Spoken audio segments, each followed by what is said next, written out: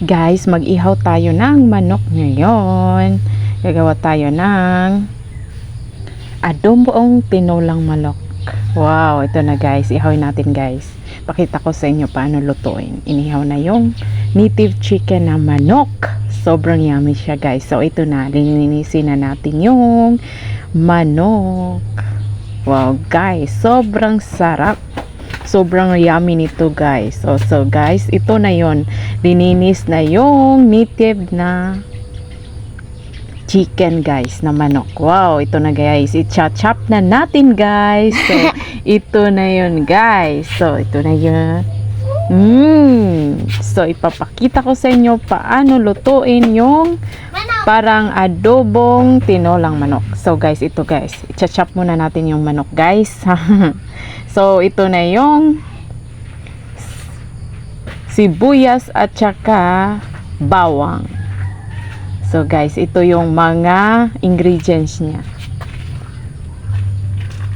Muna siya ang lamas, sibuyas o ahos. So, guys, gisahin na natin, guys. Ilagay na natin ang sibuyas at saka bawang. So, guys, ilunod na natin yung native chicken na chinap na manok. So, ito na siya, guys. So, wow!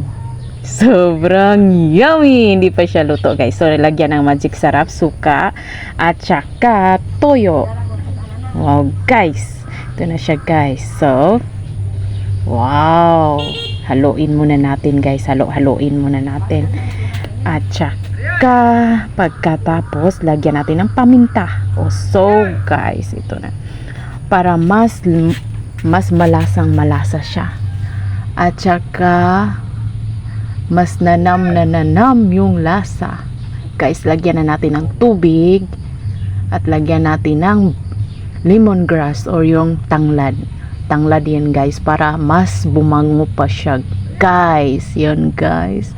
Wow!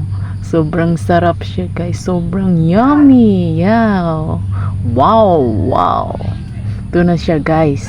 Luto na siya, guys. Malapit na siyang maluto. So, wow. Sobrang yummy siya, guys. So, mas para siyang adobong tinolang manok, guys. Kasi, nilagyan siya ng toyo.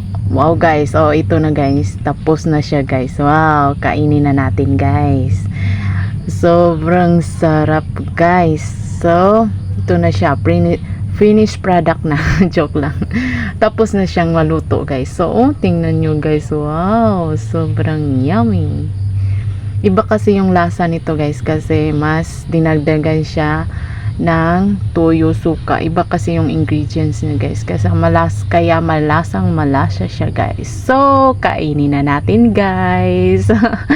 Sobrang sarap. So, guys, ibigyan ko na si Paul ng pagkain. Kaya, kumain na si Paul ng paa ng manok. O, sige, guys. Maraming salamat po. Thank you for watching. God bless.